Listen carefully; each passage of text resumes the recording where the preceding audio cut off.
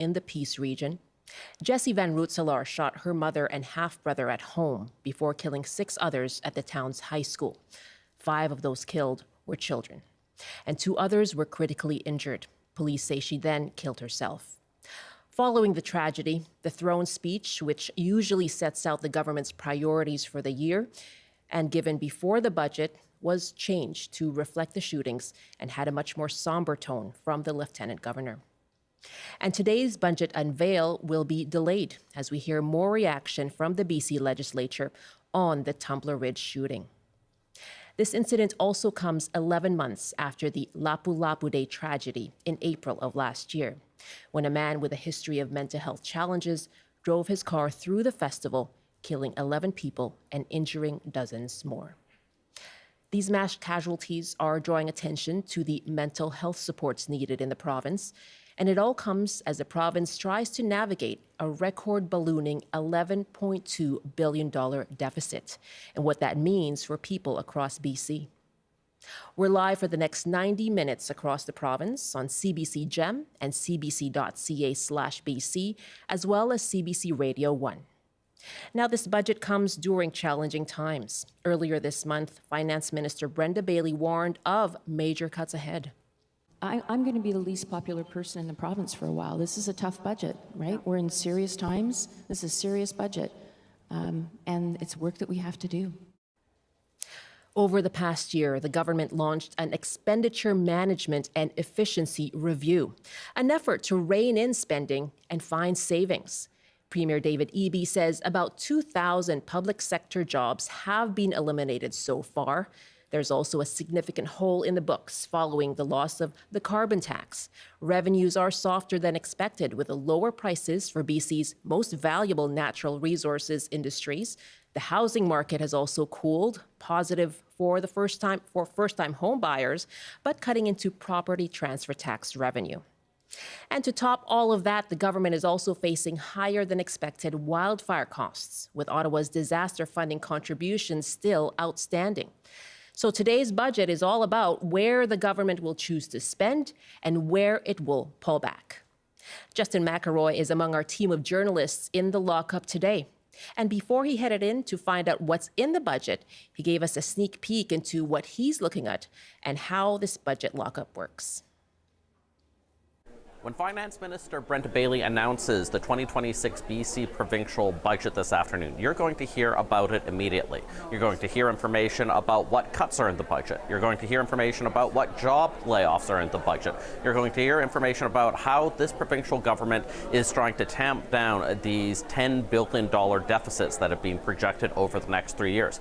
And the reason you're going to hear about it all immediately, even while she's speaking, is because of this, the budget lockup. Right now, we're about to go into some of these rooms around me, both journalists, stakeholders, and government officials, where for the next 5 hours, we're going to hear exactly what's in the budget. We're going to get a lot of documents about it. We're going to hear from the finance minister herself, and the media are going to be able to ask questions. Then over the next 3 hours, we're going to write down all that information we receive, figure out how we're going to talk about it on the TV and radio. We're going to put together notes that we're going to send back to our newsrooms as soon as the budget lockup lifts, which happens immediately when Brenda Bailey starts speaking about the budget in the legislature. The one thing we won't have over the next few hours are phones. They're put away, sealed away in an envelope, making sure that we can't actually transmit any information that we receive over the next few hours. That's why it's called a lockup. So right now we're about to go in. Over the next few hours, speculation will grow over what's in this budget, and we'll see what the finance minister says around 2 p.m. today. We want to hear from you as well. We'll be taking your calls as we get set for today's budget announcement. You can call us now. Just hit pound 690 on your cell phone, or you can dial 1-800-825-5950 or 604-669-3733. Again, that's 604-669-3733 or 1-800-825-5950. And joining me to help unpack it all, I'm joined by my panelists here, Mo Amir, host of the This Is Van Color podcast, and Stuart Prest, political science professor at UBC. Welcome back, you two. We're Good to be here. Happy to be here. reunited Absolutely. with our phones, and I know not quite the same thing for our colleagues who are in lockup right now. What are you watching for today, Stuart? Well, this does feel like something of a catch-22 for the government. So it's how does this government negotiate a situation where people are going to be disappointed no matter what they do? Are they going to really lean into an aggressive cutback schedule in the ensuing years, leading to declines in services? The government has signaled that they're not going to do that. But if they're not going to do that, are they going to increase taxes in a selected way to try to bridge that deficit, or are they going to allow that deficit to continue to expand and bite into the overall financial health of the province? Gosh, $11.2 billion for as this fiscal year closes. Mo, what are you watching for then? Where they might cut, where they might try to expand revenue? I'm actually trying to see if the government actually admits that we're in a structural deficit. What that means is that even if, somehow economically everything turned around, we would still be in a very deep deficit. What it also means is that you can't cut your way out of this in 1 year. You can't just hacksaw, the budget as it is. There has to be important cuts so that you don't make things worse, where revenues actually lower as a result. And so I want to see a very serious budget. I want to see clear fiscal anchors, whether it's a debt to GDP cap or a deficit to GDP cap or some sort of operating balance rule that the government strives for. I want to see something beyond, the budget will balance itself. The revenues will eventually make up for the deficits that's there. I want to see itemized and enforced spending restraints. And I do want to see a prioritized capital plan, because at the end of the day, I don't think there's enough money there to spend on all the projects that the BC government would like. So I would like to see some sort of priority in terms of, what they will focus on and what maybe they'll focus on later. Certainly what we've had from the finance minister has not been the budget will balance itself. It's been a lot of dire warnings, right? This is going to be tough. I'm going to be the most unpopular person in the province. What do you both make of the focus on public sector workers and are already looking at 2,000 up till now and warning of more to come as they try to deal with this deficit? It does seem like this is an area that the government does have to make a change in, but it is a painful change to make, to try to rein in a public sector that has expanded essentially ever since COVID and the immediate aftermath of that pandemic. We have seen the total size of the public sector expanding to the tune of about 100,000 additional workers compared to where we might have expected them to be, according to one study. And so that suggests that there is room to pare back. And yet we also know that this government has been trying to reconstruct a health system that has been decimated by that COVID epidemic, and to continue to expand an education system that is struggling to meet needs in rapidly growing communities like Surrey. And so there is this real challenge. How do you pull back but also continue to deliver those necessary services? Yes, so those core services the minister has said will remain intact. What are your thoughts on the focus on jobs? In terms of the public sector, I do feel that jobs will have to be cut, but we've seen that in their exercise for trying to make efficiencies in healthcare, they only cut $60 million out of a $39 billion How far budget. will it go? Yeah. Exactly, right? So I think it's a lot easier said than done. I don't know how much in terms of certainly frontline jobs can be cut, but maybe there's some bloat managerially, but I don't think that will solve the deficit as it is. In terms of the overall economy, I mean, we're kind of at the whims of global markets these days. We certainly have a lot of product to sell, but we've seen this focus and this emphasis on major capital projects in terms of mining. When will those actually get off the ground? When will they actually start being able to collect revenues from those?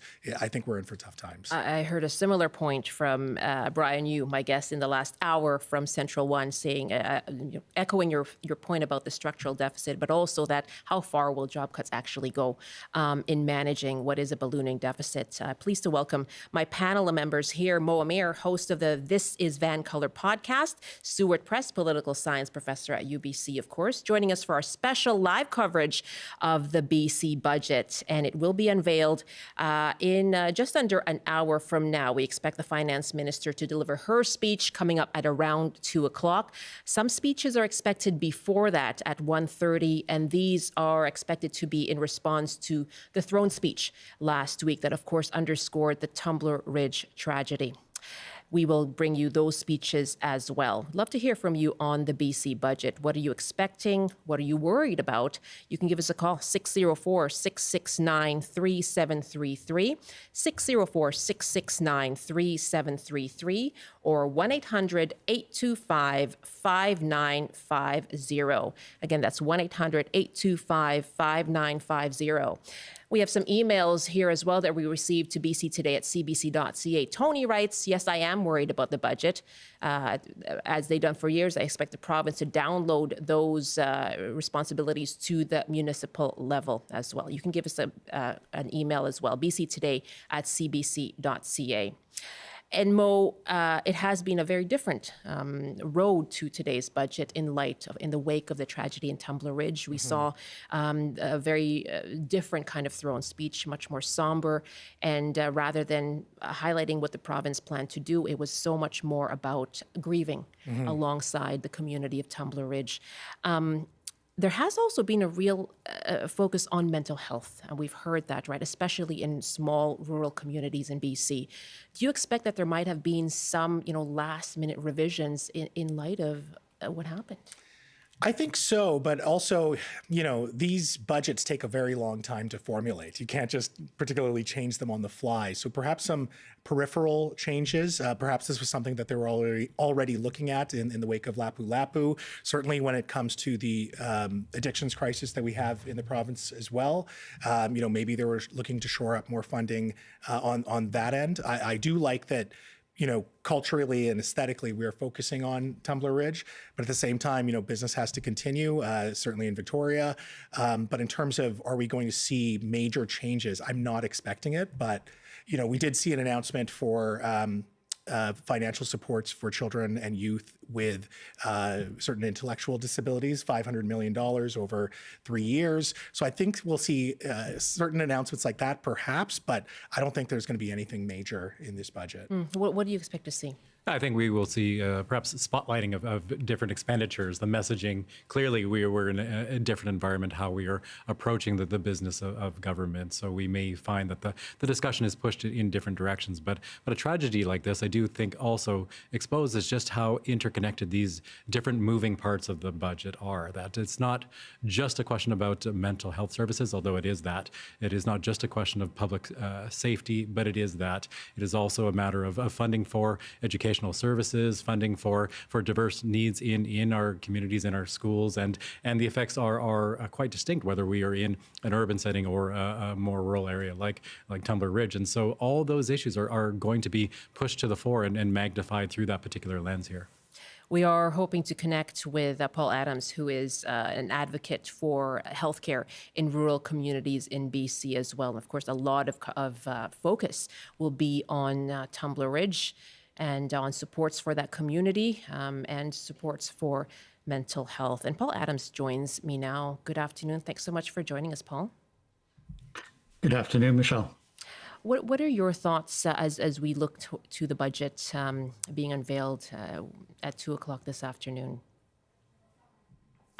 I think we have so many pressures that are on the health and wellness of rural residents across the province that we need to focus beyond just siloed issues. So mental health is obviously a key aspect of health and wellness, especially considering the events in Tumblr Ridge over this past week. But we can't just silo that into its own category and think that it's not interconnected with all other services and primary care, and making sure that we are implementing mental health and wellness into all of the health provisions and wellness portions of the budget as we move into the challenging times ahead. And when you look at that healthcare system more holistically in remote and rural communities in BC, how would you assess the level that they are able to provide? Well, they're depleted, and we really don't have good mental health resources across the province, and that's especially true in rural and remote community. And distance really becomes a barrier for people accessing care. If you don't have the care provisions directly within your community, you're required to travel to them. and then you're required to pay out of pocket for that travel expense and for accommodation when you reach that larger center. That becomes a huge barrier for people to access care in a timely way. And we need to see these programs funded meaningfully. And, you know, we've said that we're protecting core services, or the Premier has stated that core services will be protected. I think it's a matter of then defining what those core services are and understanding what the obligation is from not only our provincial government in this budget, but from the federal government in maintaining and acknowledging that everybody is required to have reasonable access to care under the Canada Health Act. What are the biggest gaps you want to see filled?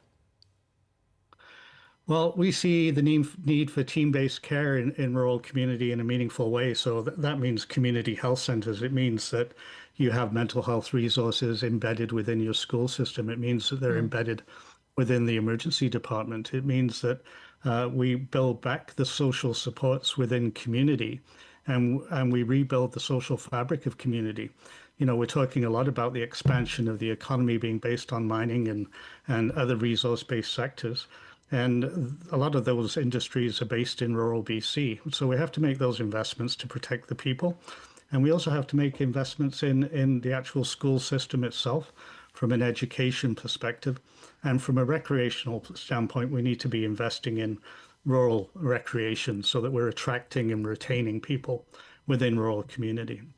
It's really good to speak with you today, Paul. Thank you very much. Thank you, Michelle. That is Paul Adams with the BC Rural Health Network. Mo Amir and Stuart Prest are with me listening to that. Yeah, what do you make of his points there? Really advocating for filling in those gaps, looking at healthcare holistically, mental health embedded within that. I mean, I think he's absolutely correct in terms of the strategy that's needed to address a lot of these issues and to increase capacity so care actually connects with people. Can this all be rolled out in this year's budget? I'm not so sure, especially at a time where they are looking for savings. They're not looking to, they're not looking to take on new projects. I just don't see it happening as good as that plan is.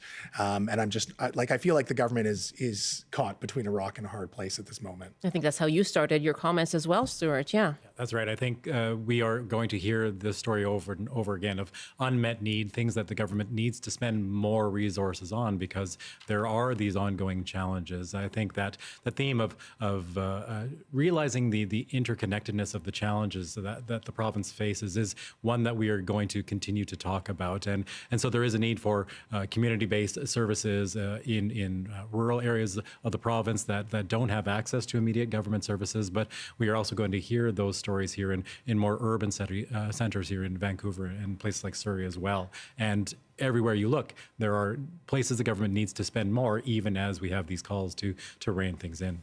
When you have something like decriminalization basically phase out and the pilot project ending, the government saying that it was a failure or didn't work like they wanted to, and yet they've shown no lessons that they've learned in terms of what they're going to replace it with or what the next step is on the mental health and addictions file.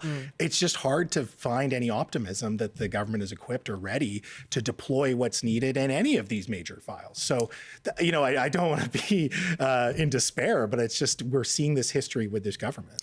It is a tone that we have heard leading up to today. So the between a rock and a hard place, looking at unmet needs as this budget is unveiled at 2 o'clock.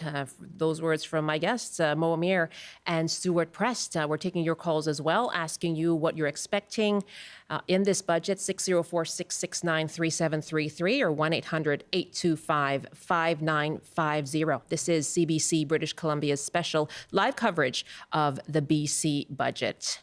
And we have a call now from up in Prince Rupert, and Ocean is on the line. Hi, Ocean. What would you like to see in the budget, or what are you concerned about? Hello, I'm so thankful to listen in today. I work in ship docking in Prince Rupert, which is currently the third largest port in Canada, and I also sit on the regional district for a little community just outside of Prince Rupert. And I've been really surprised to hear about the projected large deficit that we're facing and how little money there is for our society, basically, based on what I've seen from our port. We're shipping out record numbers through the Port of Prince Rupert, And we're shipping out the resources of our nation, and yet I've never seen our little town so impoverished. We don't have access more often than not to drinkable water, and our emergency room is also often closed. I was really curious to hear earlier about the idea of subsidized daycare in Canada. I'm 34 years old. I would love to have a family someday soon. And so many of my friends also cannot or afford to have children or families, and or are thinking about moving away from these rural and remote areas. So to some degree, I fear places like Prince Rupert being changed from a community to a work camp that does not support families. And I really hope that things like removing a port tax cap, so these multinational corporations can pay a healthy share of taxes to maintain the communities and provinces and nations that they work out of. So that would be a big first step for me, and I really hope that our government can consider things like that when we're looking at such a large deficit coming up. Wow, Ocean, thank you. You've really painted a picture on just, yes, the hustle and bustle that is happening in your community, and when it comes to shipping out of the port there, but at the same time, the conditions, the living conditions, and the standard of living, and there seems to be a big gap. And so, Mo and Stuart, when you hear, there has been so much discussion around expanding resource projects as a way of staving off the impacts of the U.S. tariffs, for example, and building up BC's economy, looking at expansion of LNG, looking at expansion of mining, et cetera. So how can BC benefit from those projects? Yeah, it's a great question. And can it happen in this budget? I don't think it can happen in this budget. Regardless of what we see at the ports, and I think that was a fair point by the caller, BC is just not in good economic times right now.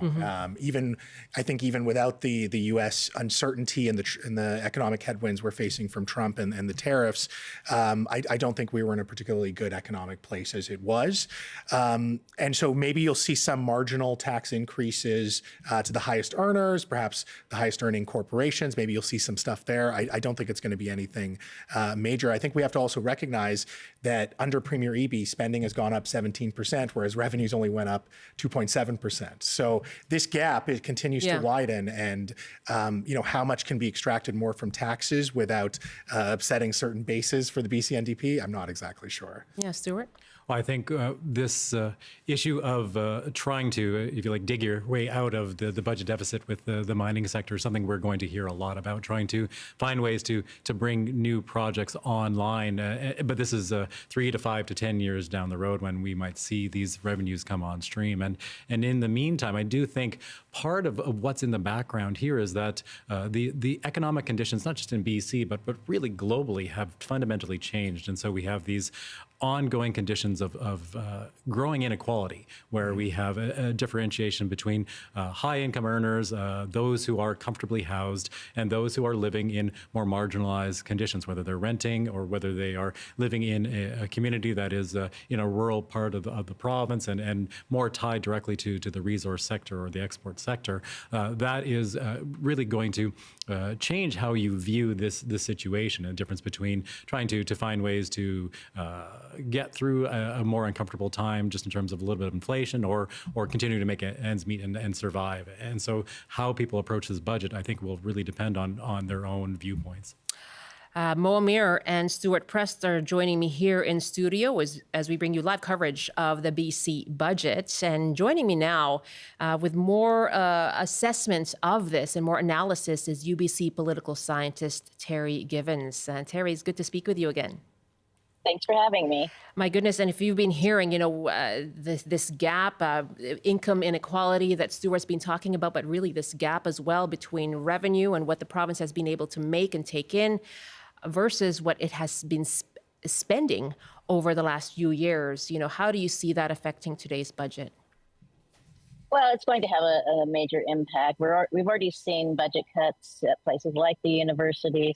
I think we're going to have to see more budget cuts I think it's going to be difficult to find those cuts. But in general, part of the problem, of course, is when you have an economic situation where things aren't going as you would like, your revenues are going to be down. And that's just the reality for not just Canada right now, but many places in the U.S. as well. Right. And so, the carbon tax revenues, also revenues from housing has played such a big role. Much of that from uncertainty, people not wanting to buy because of, what they see as kind of a global uncertainty from the U.S. administration or as an effect of the U.S. administration and tariff policies.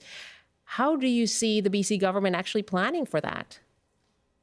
Well, I think that it's very important that it's not just a short-term fix, right? So we have to think long-term, because this is not something that's going to change tomorrow or in a year or even in 2 years, right? So I think that, we need to think about smart cuts, not, I really hate it when governments or institutions say, oh, we're just going to do an across-the-board cut, because that's not smart. And we need to think about what are the areas where we can generate more revenue, what are the areas where we can potentially, fill in different ways, but, making sure that we don't let people fall through the cracks, because that's my biggest concern. And to be fair, and I think that comes back to Stuart's point about income inequality. Right. And to be fair, the finance minister has said the core services will remain intact. They're not looking at cuts to those core services, and which you would think are health, education, public safety has come up as well. And it's interesting because that really can be interpreted in different ways, right? We've heard calls about childcare earlier as well, saying that is going to be an important program to maintain social services. What do you see as where cuts can actually happen? Well, I think you have to look at things like, where are we more flexible in terms of taxation? I think that, we already take in a lot of tax revenue, but there's got to be some spots where maybe we can focus on, certain business types of taxes, but the in terms of cuts, it's really going to have to be in areas like, childcare is not a place you want to cut, because families are so dependent on that. And, I'm hesitant to come up with specifics because it's hard to say. Sure. Yeah. I understand. Nobody wants to cut anything. Me in particular. Yeah, exactly. Or we'll remember what you said. Yes. Again, of course, the elephant in the room is U.S. The trade war with the United States. I mean, what do you foresee might be the impact of that as the province tries to plan? Well, I think it's going to have a big impact, but, it's a two-way impact. And I think we've seen some backing off of tariffs in the U.S. because of the impact it's had on the U.S. economy. So I'm not too worried about the ongoing impact of tariffs. Of course, it's had terrible impact on certain industries like the auto industry and so on. But I'm also hopeful that we're going to see some easing. But of course, then I'm also worried about what happens with CUSMA. So, yeah, and that's another thing we have to be planning on in Canada, right? There's this potential out there, so that could have an impact in terms of higher inflation, higher costs. So, in general, I guess my point would be that we have to think of long term about what the impacts of, especially of the CUSMA negotiations, might have on tariffs. Yeah, absolutely. Terry, always good to speak with you. Thank you. Thank you. Take care. You take care as well. That's UBC political science professor Terry Givens. Long term, as you both were talking about, this is not just going to be a story about today's budget, this year's budget, but certainly how this deficit will do in the coming years, and what is the plan for maintaining the economy in the long term. Yeah, I think we are looking at a situation. There's a few points that Terry made there that are worth picking up on. The global financial situation has changed. Our chief trading partner is not exactly a partner anymore, and so industries like forestry might be looking at long-term decline. So some of these changes are at a minimum going to need considerable retooling, finding new markets to pick up slack. Because I don't think we can count on the United States as a stable trading partner for the foreseeable future. This is just a different environment environment that we're in, and we have to get accustomed to that while trying to hold on to the relationships that we can amidst that uncertainty. And speaking of things that take time, those kinds of trade relationships take time, right? As the province has, made trade missions to India, for example, but as they say, these are kind of opening gambits right now. What did you take from Terry's points there? I think that people need to understand, because I think the government knows this, regardless of their spin blaming Donald Trump.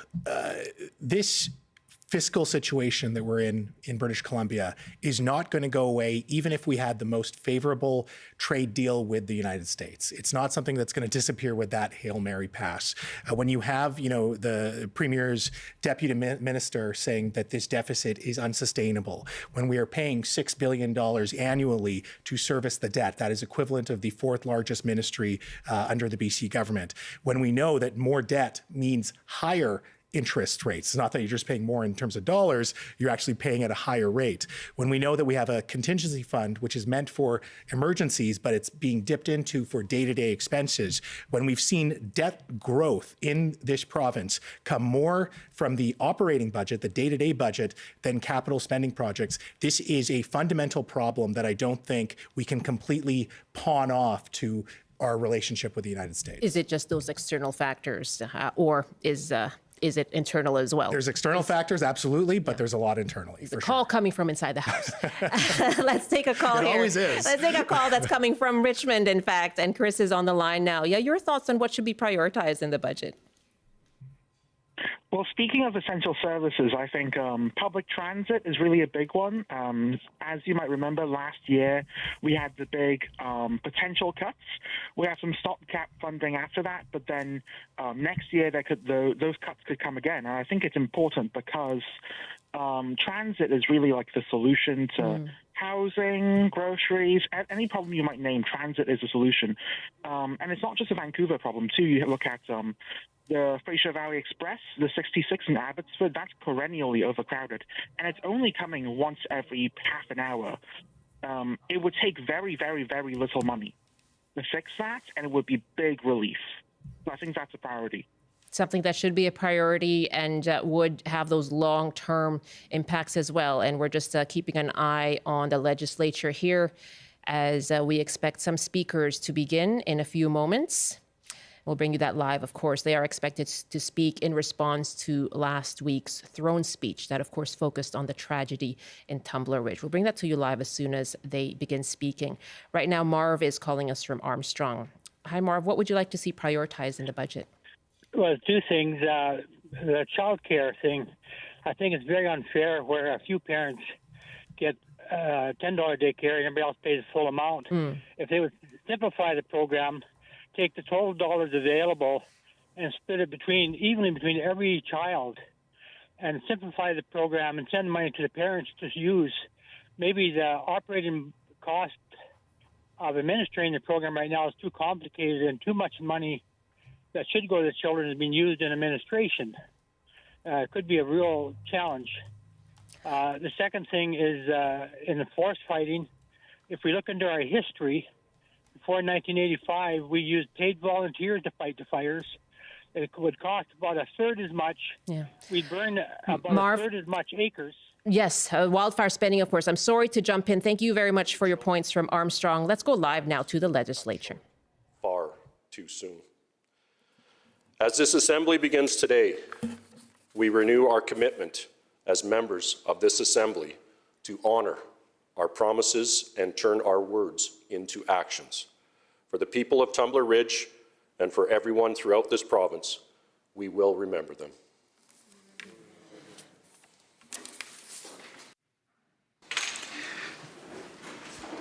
Good afternoon, everyone. I would like to begin our proceedings today by acknowledging that we are privileged to gather on the traditional territory of the Lekwungen-speaking people, the Songhees and Esquimalt nations. We honor and respect their enduring stewardship of these lands and the wisdom, culture, and traditions which are so generously shared with our community and with our province. Osiam. And also on behalf of all the members of this Legislative Assembly, I would like to welcome all the guests, friends, family members, everyone to this session today. Thank you for being with us. Madam Clerk. Orders of the day. Government House Leader. Thank you, Honourable Speaker. I call, address and reply to the speech from the throne. Member for Peace River South. I move, seconded by the member from West Vancouver, Sea to Sky, that we, His Majesty's most dutiful and loyal subjects, the Legislative Assembly of British Columbia in session assembled, beg leave to thank Your Honour for the gracious speech which Your Honour has addressed to us at the opening of the present session. I would like to continue with my remarks, if I may, Mr. Speaker. Please. Thank you. To the people of Tumblr Ridge, exactly 1 week ago, our community changed forever. The English language does not contain words with enough impact or strength to begin describing the wake of last week and the impact that it has had on our community. This is an event that defies description. I cannot imagine that any language, past or present, would contain words sufficient to even begin approaching description of the loss and pain that you are feeling. What the parents are feeling, what the children and teachers are feeling, what siblings, grandparents, friends, and neighbors are feeling. I am at a loss to provide words as guidance to what the future may look like. As your MLA, I am accustomed to standing in this House and speaking with certainty. Today, I stand here humbled by grief. The fabric of your community has been torn, and make no mistake, difficult times are ahead. The path forward will be steep. There will be pain.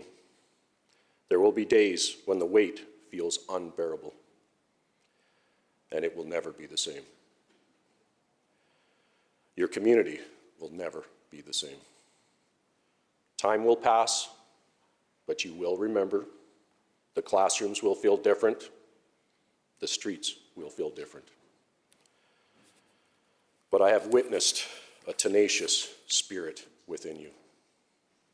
For the past week, I've been in Tumblr Ridge. I've stood with families whose worlds have been shattered. I've sat in silence where there were no words to offer.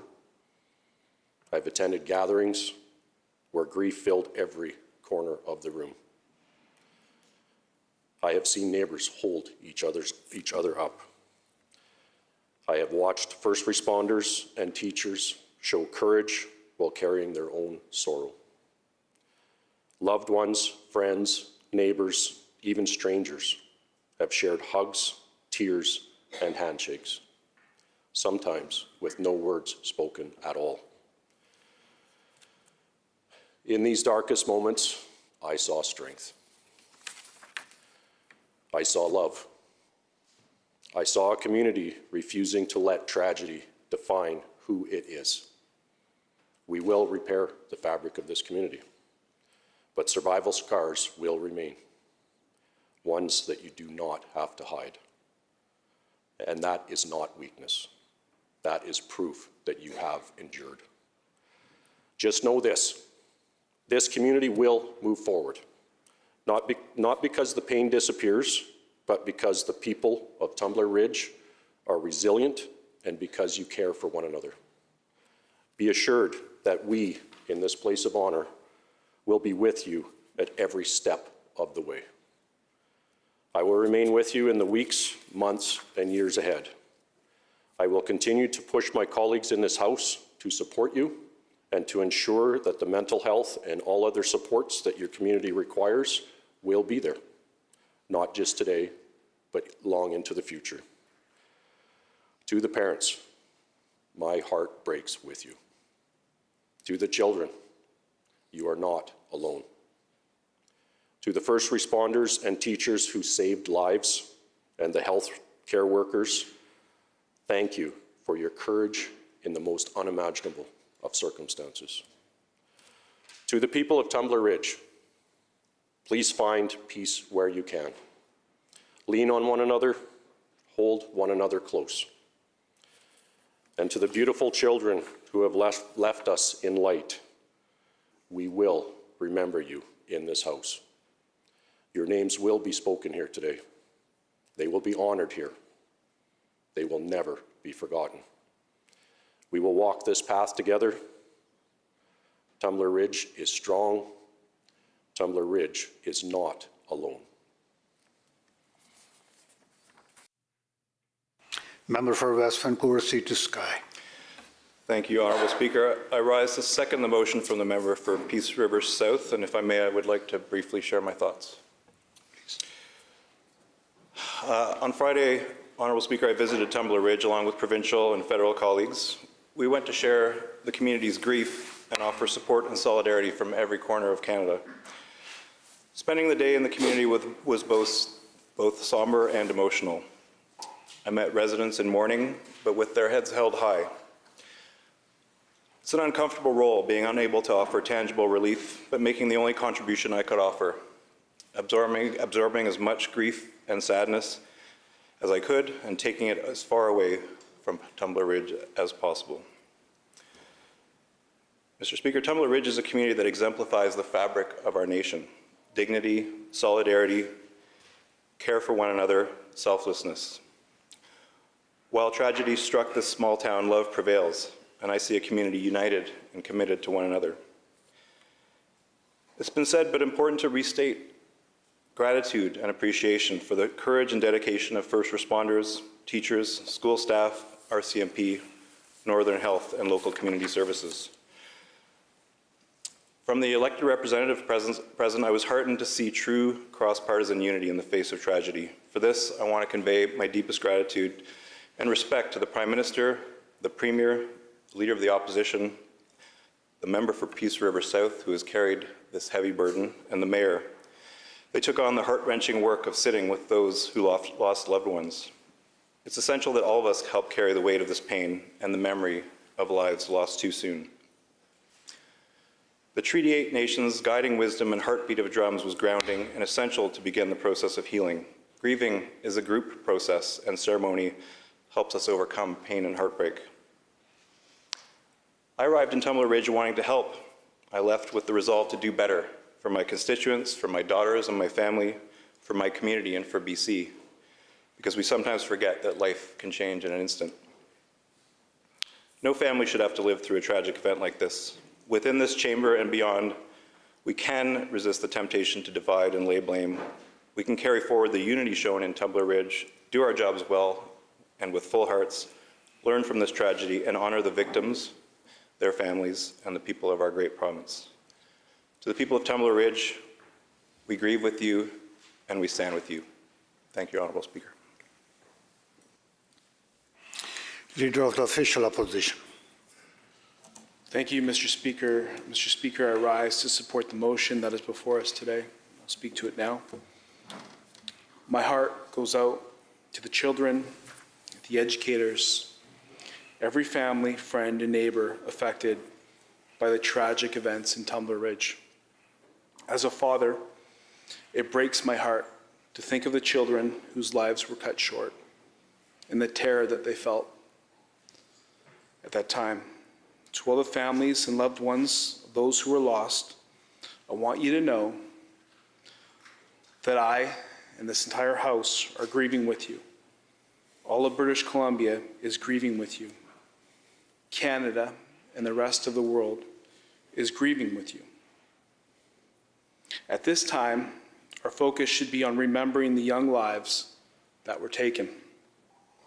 These were children, like our own, with hobbies, friendships, hopes, dreams, and plans for the future.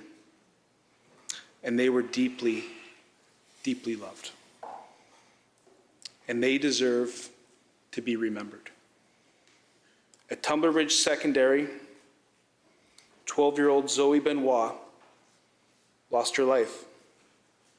Zoe loved art, playing with her siblings, and was known to have a wonderful, exceptional singing voice.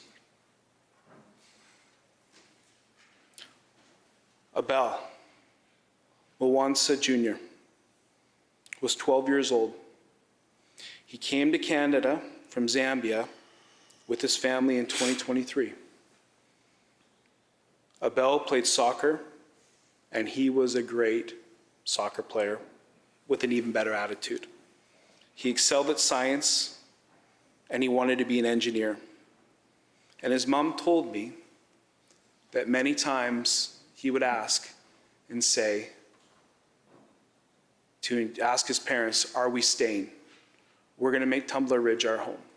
He would ask his parents that. And that afternoon, the last message that he gave his dad was that he would be able, could you please pick me up from church after school?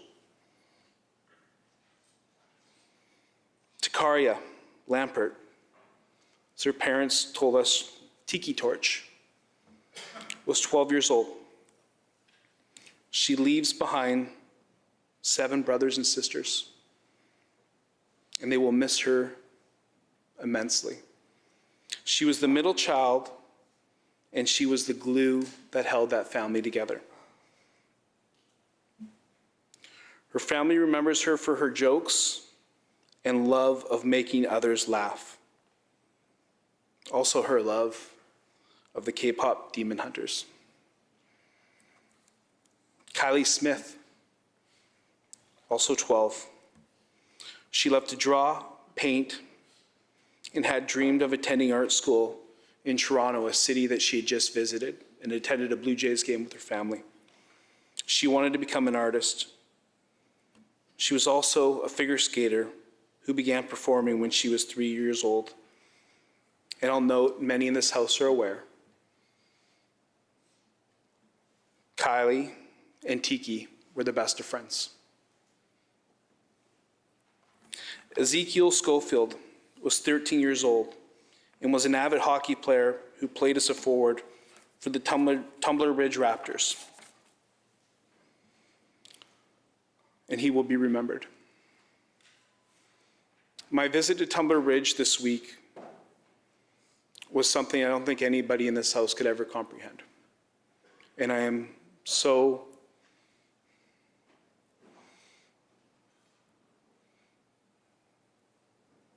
grateful that we were able to lean on our colleagues at such a difficult time. There is sorrow in that town today and tomorrow and for a long time ahead, but there is also strength. Friends, neighbors, and loved ones supporting one another. Colleagues from across the aisle supporting one another. I also want to recognize the first responders, educators, and students. Some of those students, by the way, I just mentioned their names, who acted so courageously, and their stories will be told. They need to be told. It was them that stepped forward in the midst of chaos. And the first responders, the educators and students, they saved lives. Make no mistake, they saved lives. The road ahead will be long as Tumblr Ridge begins that journey. This province will stand with them. And we will remember those precious little lives that we have lost. And we will support a community forever changed. Thank you, Mr. Speaker. Mr. Premier. Thank you, Honourable Speaker. I'd like to thank my colleagues, Member for Peace River South, the House Leader for the Green Party, the Leader of the Opposition, for their words today and for joining me and Member for Peace River South, inviting me into his constituency in Tumblr Ridge, and for us standing together with the families. I know it meant so much to the community that we put aside our differences and stood together. And I'm grateful for the opportunity to do the same today. Today, Honourable Speaker, it's important we remember the people who were lost and whose lives were forever changed by this horrific tragedy. Shanda Aviugana Durand was an educational assistant. I think most members of this House will know the important work that educational assistants do. She was no exception. In fact, she was exceptional. She worked at Tumblr Ridge Secondary School, dedicated her days to helping young people learn, grow, and feel supported. And her self-sacrifice and her actions on the day of this horrific event likely saved the lives of 3 children in the library. We're holding Maya Gabela, just 12 years old, and her family in our heart. She's in a hospital room, critical care. We pray for her healing. We pray for her family and friends, and for her quick recovery. Thinking of Paige Hoekstra, 19 years old, recovering after being seriously injured in the events of that day. I met so many people in Tumblr Ridge who knew and loved Paige. Her resilience and the care surrounding her speak to the deep love of family, friends, and community. We mourn Emmett Jacobs, just 11 years old, a child whose life was taken in the home where this tragedy first unfolded. His loss is a heartbreak in the community that words cannot capture. And Emmett's mom, Jennifer Strang, 39 years old, who also died in her home, leaving behind profound grief for all who loved her. Honourable Speaker, these are the students, family members, the community members that are the strength of Tumblr Ridge, and whose absence will be felt across Tumblr Ridge and our entire province. To their loved ones, to their families, their friends, to everybody in Tumblr Ridge, we offer our heartfelt condolences and our commitment to continue to work for them in the days, weeks, and months to come. With that, Honourable Speaker, I reserve my right to continue and now move adjournment of the debate. You heard the motion to adjourn the debate. All those in favor say aye. Aye. Opposed? Motion carried. Minister of Finance.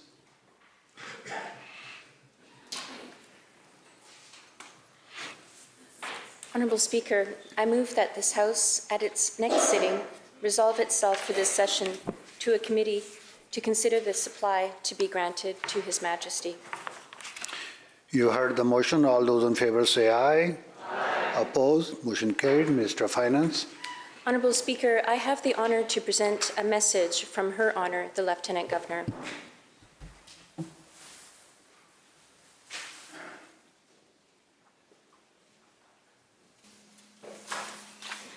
Her Honor, the Lieutenant Governor transmits here with estimates fiscal year ending March 31st, 2027, and supplement to the estimates fiscal year ending March 31st, 2027, and recommend the same to the Legislative Assembly. Minister. Honourable Speaker, I move that the said message and the estimates accompanying the same be referred to the Committee of Supply. You heard the motion. All those in favor say aye. Aye. Opposed? Motion carried. Minister. Honourable Speaker, I move, seconded by the Honourable Premier of British Columbia, that the Speaker do now leave the chair for the House to go into the Committee of Supply.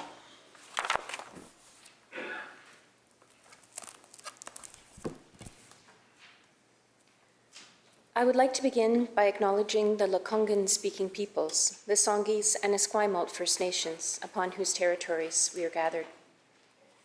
Mr. Speaker, I present this budget with a heavy heart. People throughout the province and across the country are grieving the terrible tragedy in Tumblr Ridge. We've just heard very powerful words spoken in this House, and I thank my colleagues. We think about those whose lives have been changed forever, and we mourn the precious lives lost. We mourn the future they were supposed to have,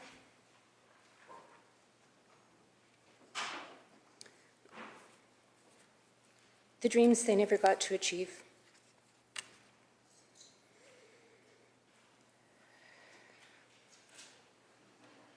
British Columbians are standing with everyone impacted by this horrific tragedy, and we will do everything in our power to support people through this dark time.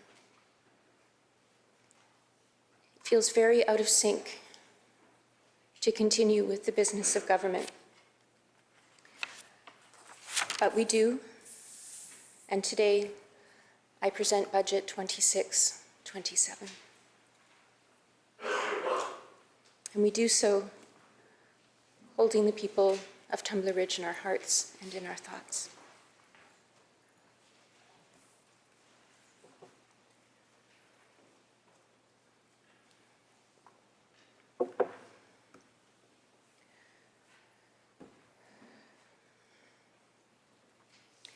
Mr. Speaker, this past year has been incredibly challenging.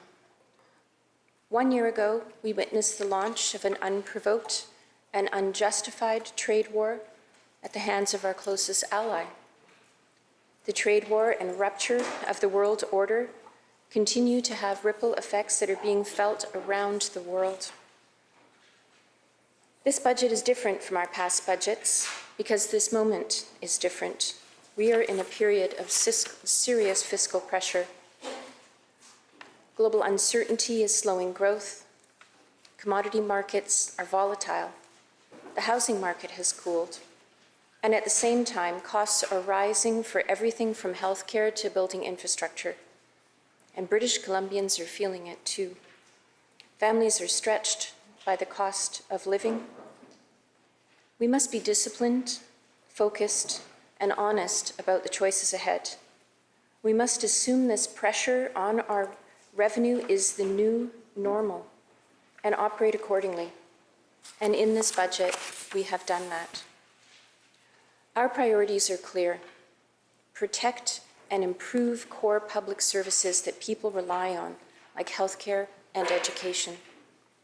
Keep BC one of the lowest taxed provinces for middle and working class families. Reduce the deficit responsibly over time while protecting what's working. And to achieve this, we are taking 3 key steps. First, we will make the public sector leaner, so more dollars reach the front lines. Second, we will pace infrastructure projects carefully, delivering them efficiently without driving up costs. Third, we will make changes to generate new revenue, while taking action to grow the economy and secure the long-term impact of major projects. This is about making careful choices now to avoid more difficult choices later. Mr. Speaker, over the last 8 years, we've built the foundations a strong province depends on. Hospitals, schools, roads, transit, housing, and clean electricity are being delivered to support communities and good jobs throughout British Columbia. This was done at a time when the BC economy was being hit simultaneously by numerous disruptions: a global pandemic, soaring inflation, devastating wildfires and flooding, and now an unprovoked trade war. We entered this period from a position of strength with one of the lowest debt to GDP ratios in the country, and this gave us room to absorb shocks and to invest. We were able to deliver income support, ICBC rebates, and affordability measures when it was needed most. Our government delivered the BC Family Benefit to help with the costs of raising children. We cut childcare fees in more than half. Car insurance rates were dramatically reduced. These measures helped ease the hit on households. Today, housing costs are coming down from peak levels. Rent prices are falling faster here than anywhere else in the country. Children are learning in new schools. We've created 23,500 new seats, with another 23,500 on the way. People are receiving treatment in 14 new and improved hospitals, with 20 more coming. They're also accessing healthcare in 41 new urgent and primary care centers, with 5 more to come. Rapid transit projects like the Surrey-Langley SkyTrain extension and the Broadway subway project will get people to the places they need to go faster. Mr. Speaker, a lot of progress has been made to improve life and to bring down costs, but we know that many families are struggling. People keep working harder, but they don't feel like they're getting further ahead. The cost of everyday life keeps going up, especially at the grocery store. This year, we will bring forward legislation to ban the property controls that restrict businesses from selling fresh food near grocery stores, spurring more competition and getting food prices down. We are also introducing legislation to make it easier for businesses to move goods and provide services across provincial borders. Barriers between provinces that complicate trade make it harder to process food locally, which limits competition and again drives up prices. By strengthening supply chains, making the food we eat here at home, and allowing more competition across provincial lines, we can address some of the structural reasons for high food costs. Mr. Speaker, this budget is also about facing our fiscal reality with clarity. As times change, so must our approach. BC's economy has many strengths, but it also has many big challenges. We must make strategic choices about where we spend our resources. We are scrutinizing government spending and ensuring as many dollars as possible reach the front lines in classrooms and in emergency rooms. When it comes to our fiscal position, Budget 2026 reduces the deficit over time carefully and thoughtfully. So how do we achieve this? We do it through making disciplined decisions. As many families make careful decisions to keep their household finances in order, so too must we. We've begun a multi-step process to adjust government spending to respond to the fiscal reality we face. This includes reducing operational and administrative costs and saving on contracting, hiring, and travel. We're continuing a hiring freeze in the public service. We've launched reviews across the public sector at health authorities, through post-secondary institutions, and through Clean BC. You are listening to BC's Finance Minister Brenda Bailey delivering the budget in the legislature. And she started off saying she presents this budget with a heavy heart, addressing the tragedy in Tumblr Ridge. She started off speaking about serious fiscal pressure, at the same time a need to protect core services, and talked about reducing the deficit responsibly and pointed to three things: making the public sector leaner, choosing infrastructure projects wisely, and the third was changes to generating revenue. And some of the main points of the budget that's just been unveiled, it does look at a provincial debt anticipated to continue to climb from $154 billion currently to $183 billion next year. And by 2028-29, $235 billion. BC also projects the deficits will remain high for the next 3 years. In the next fiscal year, it is expected to rise to $13.3 billion from $9.6 billion this year. And that's only anticipated to fall to $11.4 billion by the year 2028 and 29. Now, when it comes to job cuts, the budget includes 15,000 full-time equivalent jobs to be cut from the public sector over the next 3 years. Specifically, looking to make leaner and reduce the number in Crown corporations, health authorities, and education. For the BC Public Service, the BC will reduce 2,500 jobs, and they want to largely focus on early retirement and voluntary departures. Looking also at taxes when it comes to generating revenue. BC looking to use tax increases to address the rising debt.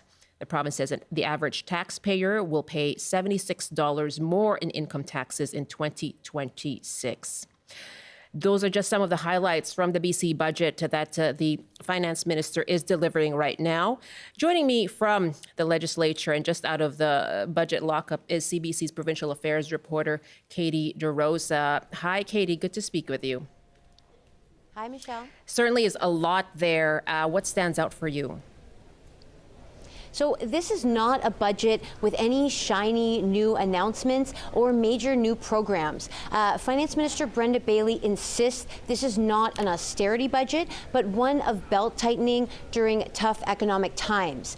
So let's look at the numbers, some of which you laid out. Deficit, $13.3 billion, a new record, a huge jump from last year's of $10 billion. And British Columbians will also see some tax hikes, just over 0.5% increase for the first income tax bracket. This is the first time the government has hiked the base tax rate since 2008. So Bailey says that's overdue. The tax hike will be offset for about 40% of lower and middle income taxpayers through a tax credit. And so as the finance minister says, average taxpayers will be about $36 a year. Property taxes also go up between 0.1 and 0.2% for people with properties of $3 million or more. Another big takeaway, shrinking the size of the public service. The government is looking to slash the public sector. That includes government employees, people working in education, healthcare, crown corporations, by 15,000 jobs. So Bailey says the goal is to shed these jobs through voluntary departures like early retirement, but she did not rule out layoffs. So I'd like to bring in Paul Finch. He's the president of the BCGEU, and he has some reactions on those potential job cuts. So Paul, are you expecting to see job cuts? What are you telling your members? Well, clearly we're in extraordinary times. And, in those times, we rely on government to ensure and protect the public services that not only the most vulnerable British Columbians rely on, but also, frankly, private industry. The civil service and the broader public sector is integral to protecting and defending and advancing really our path out of this economic downturn. So, obviously, my members are concerned anytime there is talk of a reduction or layoffs. I just want to contextualize things a bit here. We've had consistent spending across the last 20 years at about 18.4% of GDP. This is primarily a revenue problem, and a lot of this is kind of caused by the global uncertainty we're in, the breakdown of these multilateral agreements. But also, as a civil service, we're just at the national average. And when you factor in our frontline workforce, what's been a very high percentage of the management cohort, we're actually a lean civil service to the national average. And I think that's an important point here. So, what I heard today, and what we're telling our members that we've heard as well is that we heard a commitment from the finance minister that they're going to look at right-sizing the management to frontline services ratio. We had a commitment. I believe the premier has already made that commitment. We're going to hold them to that. But where we're really concerned, we can't see layoffs in the public service that impact the core services British Columbians rely on. We've already seen through attrition some cuts to some of those critical services. We need those reversed if possible. We recognize the difficulty of the times we're in, but like I said, it was not the civil service that's created this issue. It really is. We need a steady hand in government through a shaky economic situation.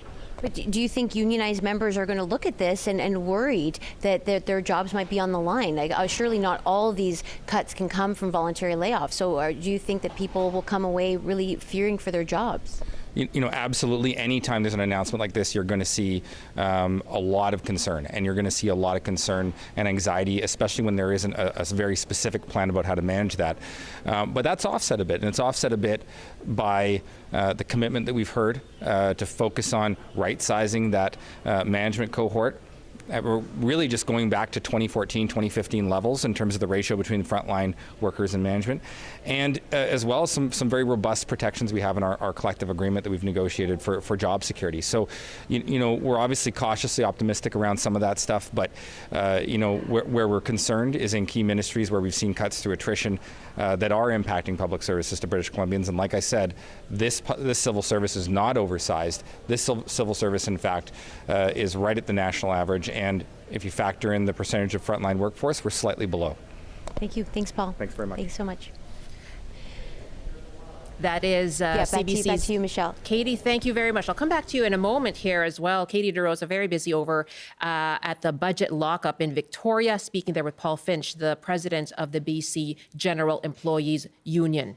And of course, one of the big highlights, big news out of this budget, 15,000 full-time equivalent jobs to be cut from the public sector over the next 3 years. You are watching live coverage and listening to live coverage of the BC budget. And I'm joined here by my panel, Mo Amir, host of the podcast This is Van Colour, and UBC political scientist Stuart Prest. That's what people were waiting for. One of the things people were waiting for is what will this mean for the civil service, a leaner civil service. What do you make of the numbers we're looking at, Mo? Yeah, I mean, they seem to be pretty significant in terms of 15,000 full-time equivalent jobs over 3 years, as you said. I would be curious to know how detailed the hiring and attrition plan actually is and how enforceable it will be. It's something I said at the top of the hour with regards to being a serious budget. These things really need to be somewhat set in stone because at this point we could just throw any number at the wall and say that that's the plan. I want to go back to something that Paul said in terms of this being a revenue problem, because I think he is also very correct in that. When you think about, an $11 billion deficit that we had last year, and now we're projecting 13.3 billion deficit, that's about the amount of revenue that we were getting from the carbon tax. So we do have a revenue issue here. I think there were some taxes that were increased, but I think certainly not to the amount that is needed to really bite into this gap between revenue and expenditures. What stands out for you, Stuart? Yeah, I think it is a significant cut, 15,000 workers, but it is spread across a significant public service. So I am in some ways surprised that we're not seeing more dramatic cuts to the public sector here, given the way in which Finance Minister Bailey was advertising this budget, saying that she would be the most unpopular person in the province for a while. That seemed to suggest that deeper cuts were on the way, but that's not really what we're seeing so far in these numbers. It seems like it's more of a staying the course, limited changes here to revenues and to expenditures. Stuart Prest, UBC political scientist, Mo Amir as well with us here in our studio in Vancouver. Let's go back to Katie DeRosa, our provincial affairs reporter now in Victoria. And interesting conversation there with Paul Finch, of course, one of the voices we would want to hear from immediately after hearing this news, Katie. But what else do you want to touch on? I know we've heard leading up to today voices like the BC Business Council saying that things have got to change when it comes to addressing the deficit. I mean, will this be enough to address the concerns they've been raising? Well, you might remember last month, Finance Minister Brenda Bailey told the Greater Vancouver Board of Trade that she would be the most unpopular person in British Columbia as a result of this budget. So my question to her was, did that in fact play out? What aspects make you the most unpopular person? And she said she was really facing pressure from people who are calling for an austerity budget, as well as people who are saying you cannot cut any services at this time. People are struggling. And so I'm joined by Bridget Anderson, President of the Greater Vancouver Board of Trade, who heard that speech that the finance minister made. So, Bridget, what is your takeaway about the grade that you would give this budget and how it will affect British Columbians and the business community? We knew going into this budget that it was going to be an incredibly challenging time. But this is a very grim situation for our province, despite the significant number of tax increases, $4 billion, which will impact everybody in British Columbia. We are seeing the size of the debt outgrowing the pace of the economy, and this is incredibly concerning. We look at this PST that is being added on to professional services. That is going to add to the cost of doing business overall for every business. And then, that maybe, you looked at maybe looking for a bright spot in this budget, and we see that there is a machinery and processing investment tax credit. But this, the PST being put on these professional services is 10 times that tax credit. So for us at the Board of Trade, we have been doing a report card on the budget for probably 20 years or more.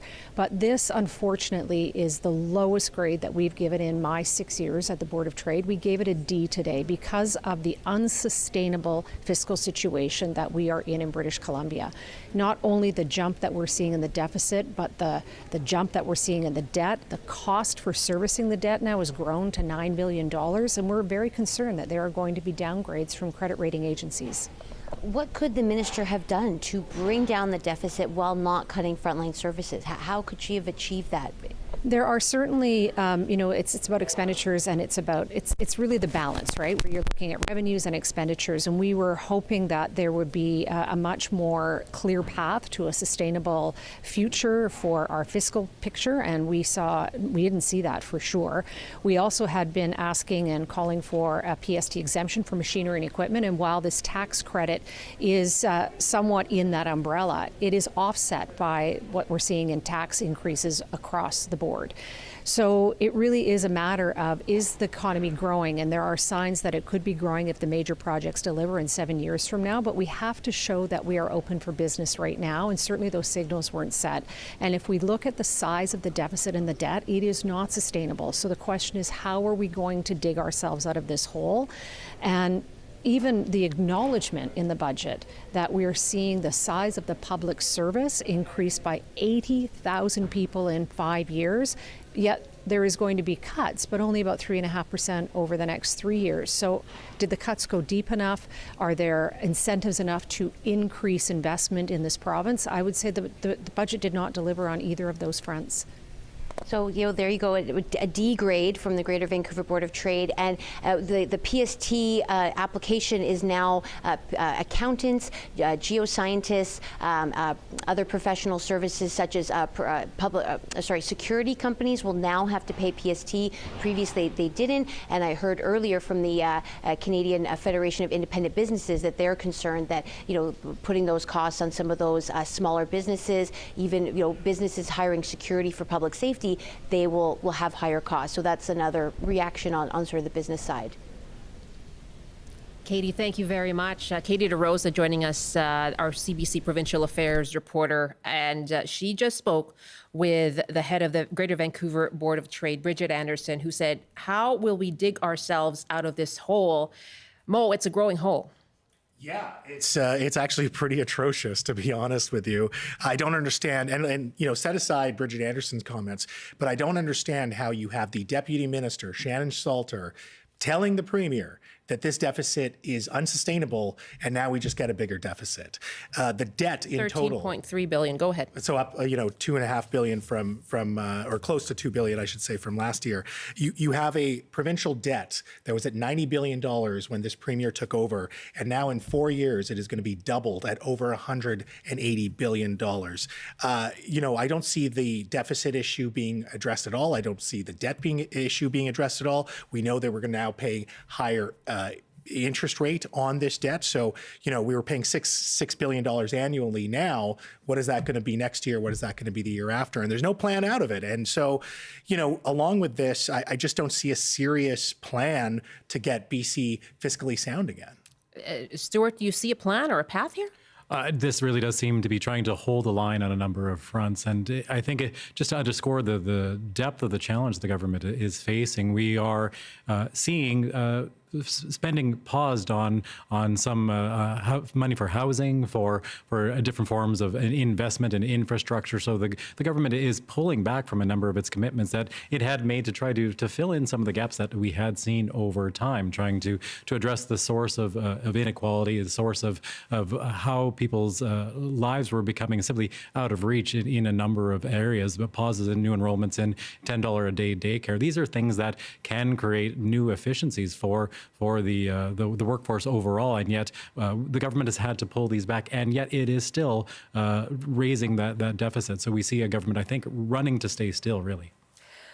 Thank you very much. I'm joined by my panelists, of course, Stuart Prest and Mo Amir. And again, one of the main bullet points of this budget are increases to taxes to address the rising debt.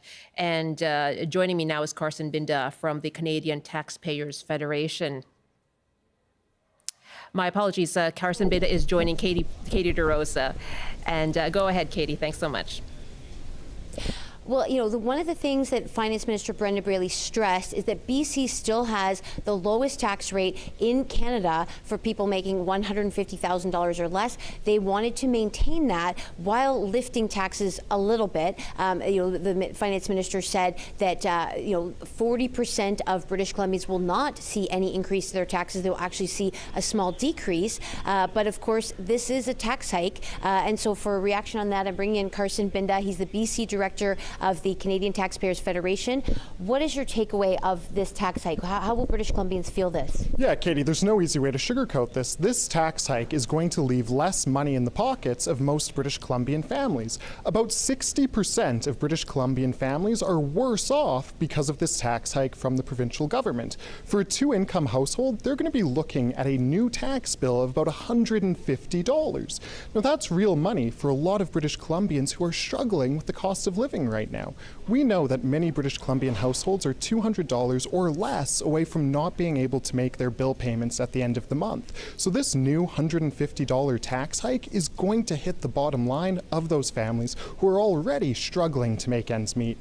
How could the government have lessened the size of the deficit without bringing in more revenue? Government needs to cut some of the spending that they've racked up dramatically over the past few years. So this budget is the worst of both worlds, Katie. On one hand, government is hiking taxes on British Columbian families and businesses, and on the other hand, they're massively borrowing money and increasing the provincial government debt to the tune of about $30 billion this year alone. And just like with your family credit card or your mortgage, every dollar that government borrows today is money that taxpayers are on the hook for down the line with interest. And those interest charges are already gobbling up a huge percentage of our provincial operating budget. If debt repayment was a ministry, it would have the third biggest budget this year alone, about $6.5 billion going right out the door on debt interest instead of staying here in British Columbia, going towards tax cuts or the core services that we rely on. So no matter what way you cut it, this is a bad budget for BC taxpayers. Thank you so much, Carson. So again, just reaction about that tax hike, which again, the finance minister says was overdue. There hasn't been a tax hike since 2008, but clearly it is going to cost people more on their property taxes and their income taxes. Back to you, Michelle. Katie, thank you. We do have comment from the Conservative Party as well. Peter Millibar, the BC Conservative finance critic, stating that the NDP have turned their backs on the people working hardest to make ends meet and seniors who built this province. All right, let's go back to my panelists here, Stuart, Prest, and Moamir. There are other elements of this budget that we haven't talked about yet. What else stands out for you, Stuart? Well, we were just talking about how the investments are paused on a number of different fronts here. So this is a government that is trying to pull back in certain ways, but that is again going to bring back that theme of unmet needs. So when we talk about pausing the expansion of phase 2 of the Burnaby Hospital, that is something that's really going to affect that community. A number of long-term care facilities are being paused as well, redirecting of money to go to University of Victoria housing for students and housing more broadly. These are all areas of need for the province. So even if you are holding the line on delivery of services today, we're not meeting the needs of the province tomorrow. And still we have this problem of deficit and the dual whammy of additional deficit and additional taxation. Mo, a quick point from you before I go back to Katie? Sure. I just will piggyback on Stuart's point here. At the start of the program, I said that there were 4 criteria to look at this in terms of a serious budget. I think only one has been confirmed, which is what he mentioned, is a prioritized capital plan. So the government is showing certain priority in terms of their spending, which I think is ultimately a good sign, despite the negative outcomes of not being able to meet people's needs. I'm not seeing much else in terms of seriousness of, again, bringing the province back to fiscal stability. Yeah, I remember when you made that comment early on in the show. Let's go back to Katie DeRosa now with another guest to speak on funding for healthcare and specifically mental health care in this budget. Yeah, leading into the budget in light of the tragedy in Tumblr Ridge, there was a lot of questions about whether there would be enough investments in mental health care, especially in rural communities. And Johnny Morris, he's the CEO of the BC branch of the Canadian Mental Health Association. He was calling for those investments. Did you see investments in mental health in this budget? Not significant investments. The only increment or the net new change was $131 million in the health budget for involuntary treatment and assertive community treatment teams. We had hoped for a matched investment there for more preventive and upstream care. It's a very expensive form of care, involuntary treatment. There are some other things in the Ministry of Education and the Children's Ministry's budgets, which we're wanting to dive more into. So there were some elements, but in the issue of improving broad access through community care across the province, we didn't see that in 26 budget. Is that going to be a disappointment for communities who have been saying that rural communities are not, they do not have the same resources for mental health care as larger urban centers? How will they react? I would say there will be disappointment. One of the good things is government has protected previous investments, so we're not seeing much evidence of cuts in mental health services in previous budgets, but the need is growing, and the complexity of the need is growing. So I absolutely would say communities are calling for more and want to see more service so that you can truly ask for that help once and get it quickly. Thank you so much. As you'll remember, the province also faced pressure to increase mental health investment following the Lapu-Lapu tragedy in April. So there is a growing calls for a real investment in mental health care. And again, as Johnny was saying, advocates are not seeing it in this budget. Katie, thank you very much. And again, the new funding announced in this budget for mental health and addictions, including expanding involuntary care, $131 million. Also announced $2.3 billion in new healthcare funding over 3 years and $139 million over 3 years in new public safety funding. Meanwhile, again, the debt and deficit that is increasing, the provincial debt anticipated to continue to climb from $154 billion currently to $183 billion next year, and growing yet again to $235 billion by 2028-29, and the deficit is expected to be $13.3 billion in the coming year, 2026 and 2027. And let's go back now to Katie DeRosa, who is speaking with the BC Seniors Advocate. Well, one thing that stood out in this budget is the government is delaying. They call it a rephasing, but it is a delay of 7 seniors' homes, various seniors projects across the province, as well as delaying the completion of phase 2 of the Burnaby Hospital and Cancer Care Centre. So I'm joined by Dan Levitt, the Seniors Advocate. What is in this budget and what is not in this budget for BC seniors?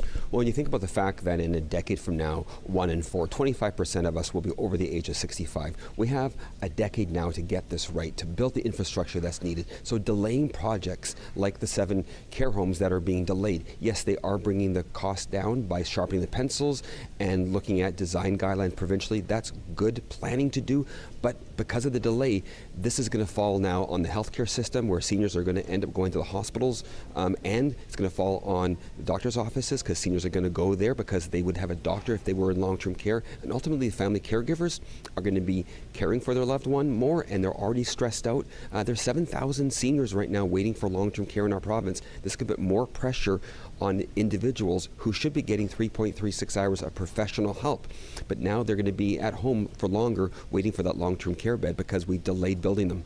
Are there other supports for seniors that you would have liked to see in this budget? I would like to see things like the shingles vaccine being covered for seniors, especially those who are at most risk for severe illness. I would like to have seen more supports for home care so that you could stay at home longer, and the elimination of the co-payment, for example. And we've also seen a delay in affordable housing, and that's going to have impact on those 14,000 people right now that are waiting for housing that's not there. And I'd like to see even more supports for income. So things like the SAFER program could have been expanded even further. There are many things that are not included in this budget that could have been for seniors. We really need a provincial seniors plan.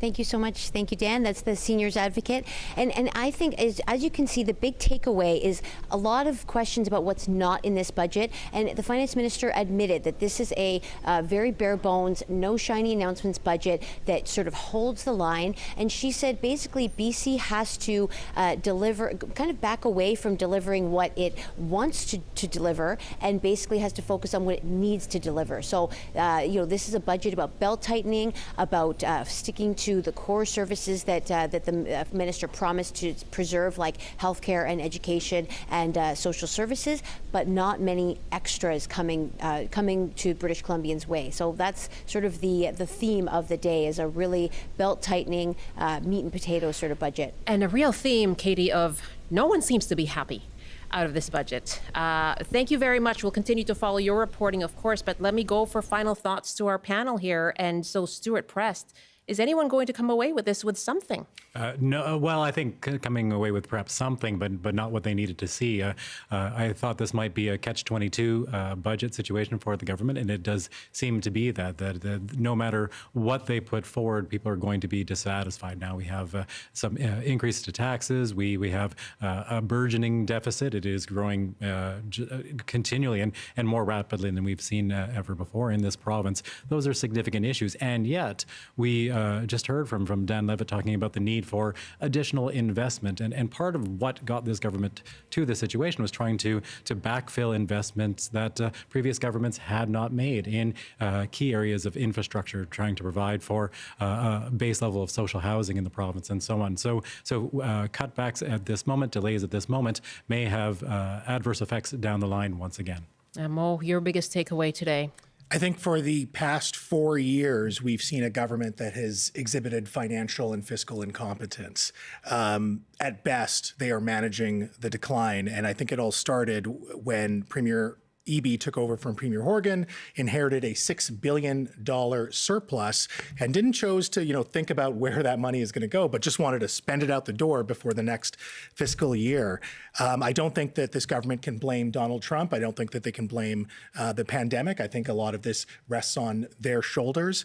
And I want to echo something that a lot of people are asking, which is, where did all the money go? In 4 years, we will double our provincial debt. Where did that money go? Because none of the services seem to be getting any better. It's very good to have you both with me today. Thank you so much. Thank you. Stuart Prest, a political scientist at UBC, Mo Mir, host of the podcast This is Van Colour. Thanks for joining us here on CBC. I'm Michelle Eliot. Much more budget coverage on the way.